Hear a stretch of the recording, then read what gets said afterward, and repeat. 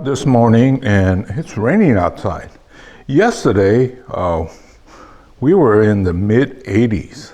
Today, it's not even going to clear 60. Well, first week of May, and it's kind of unusual, going to be very rainy. So I thought I'd go ahead and answer one of the questions that was asked the other day about how do I do my drawings like this. So anyway, I'm going to attempt to answer that. First, I draw like this, the basic trunk and some of the branches. Well, what I do, the first one, I do have some guidelines with the pencil, very lightly. And then what I do is copy it in my copier. So that's what I did. And by the time you do that, most of the faint lines will disappear.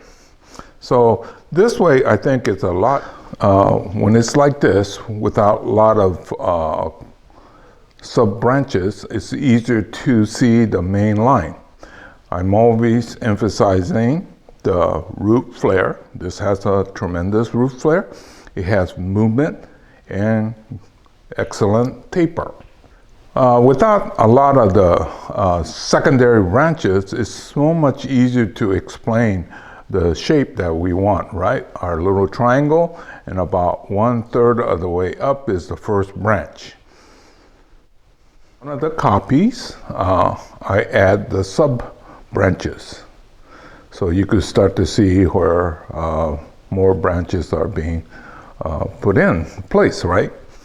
This way I can save a lot of time. Basically, I'm trying to find the fastest way to get as much work done as possible. And thank goodness for our printers that we could do this. And when you add color, it comes to life. And people go ooh and ah, but in terms of trying to explain what it is we're trying to do, it's so much simpler to see if there was not all these color. So with the same copy, we could vary the looks of it by how we color. We changed the color scheme on this one here, and then kept the foliage part to a minimum. So you could see that there is a distinct difference in the two drawings.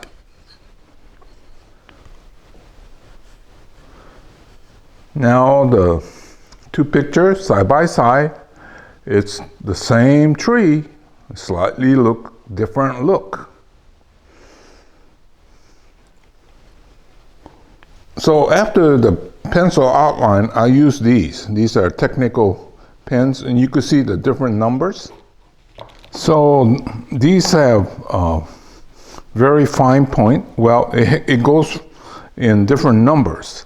And then to the right, we have the finest. And so that way I can control the line work, right? Usually I use 2 to 3 different thicknesses, depending on what I try to do. Anyway, that's the technical pens that I've been using. So on the final step, what I do is use these color pencil. This set is more than 30 years old. It might be more than 40. Who could remember?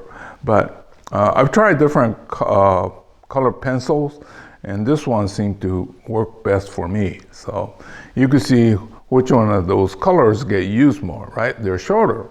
But anyway, so that is exactly how I make those technical drawings. Well, I guess unless you're an old guy like me, you probably don't know what this is. This is called the light box. And then those of us that used to take a lot of slide pictures, we would have one of these to sort of review what we might have. Oh, what I would do is I take my photograph that I have taken up in, well, this is up in the Sierras, and then, you know, working on the series, inspiration from nature. And then when you turn this on, and draw over it. So bonsai is not exact copy of nature, but your interpretation, right? So off that photograph, I made it into a bonsai style.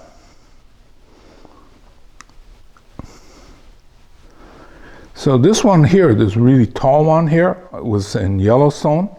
But what impressed me was you have to kind of take the impressive part that impressed you and then make it into a bonsai form. So if you keep it tall like that, then it loses emphasis. But if you shorten that, then you start to see this part right here. So anyway, that's what I was trying different ways to teach how to do bonsai. And this is, if you found one like at your Home Depot or nursery, you know, your juniper would look like that, right? Well, the first thing you have to do when you get home is to take everything but one. So you're gonna take all those sides off and then you're gonna have one. So tie at the base and create your movement.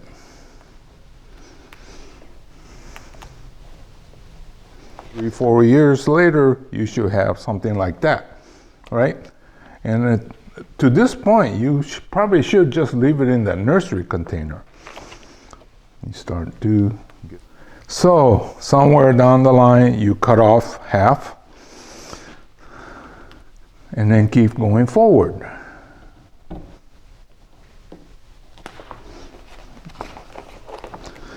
So you're going to put it back in a larger container, but more going wide, right? We don't want it going deep because eventually it has to go into a shallower pot. So we're getting, as we look at this, we talk about the root flare. It's there. The movement is there. The taper is there. And then all the branches are proportional and in the right place. It's so much easier to do sketches because you could cheat, right? But anyway, this is one of the ways that I was trying to see if I could teach people. So this is the step-by-step progress of a juniper purchase from a nursery. I try all kinds of other method of drawing, and this is a sumie. It's like watercolor, except you only have black and shades of gray. Sometimes it's called Zen painting because what you do is you put in only enough to suggest. So this one here is probably a branch, right, of a tree, but it's not visible. And that's kind of what a Zen painting is. Well, this one, there was a haiku. Haiku is a type of Japanese poetry that somebody read once, and they talked about the silhouette of the tree in the full moon. So I was trying that. And I think the technique is unique. I violate almost all the rules of good sumie. Well, my drawings are bonsai technically correct. It has movement and taper. And we talk about the movement and taper, right? It goes into the fine tips of the branch. So it goes like that.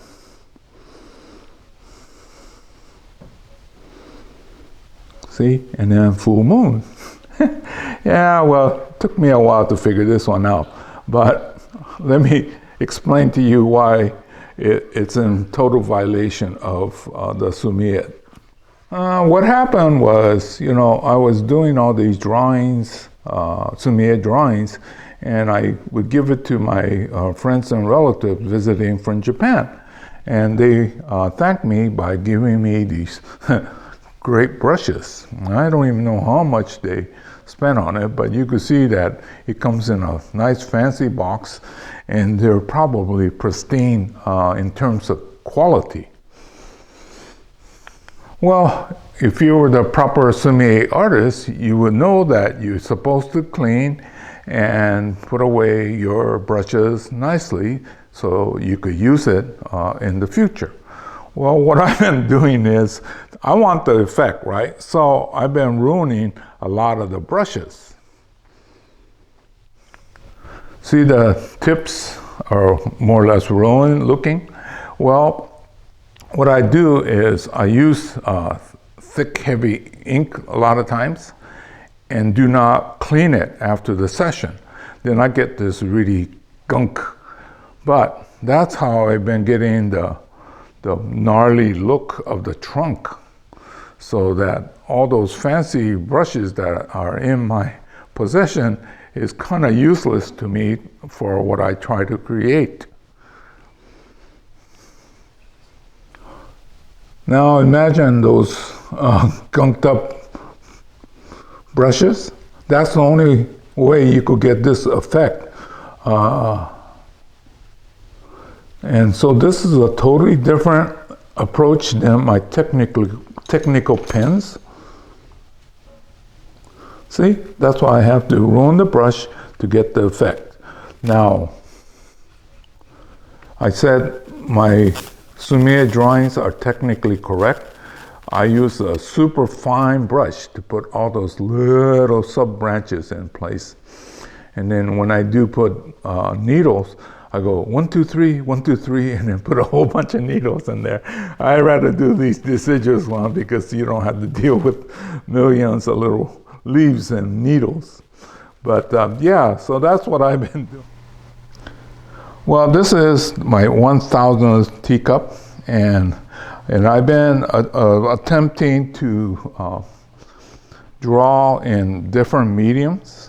This one I had to use Italian glaze pencil because the traditional Japanese method requires great skill.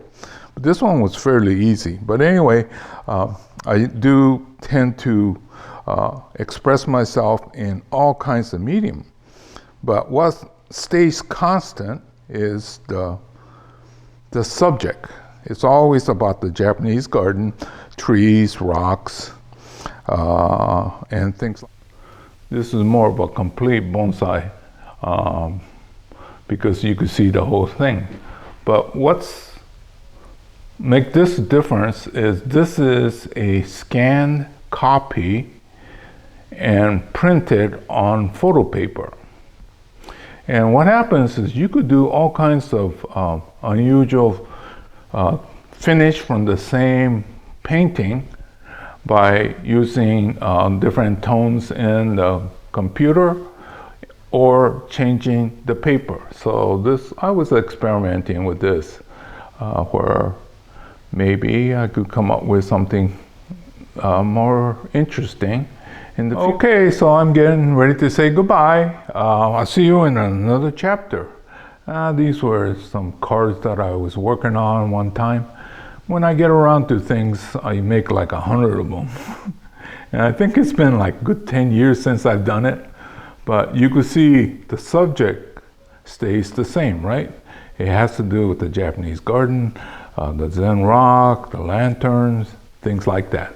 So anyway, this is Hiro saying goodbye. I'll see you again real soon in another chapter.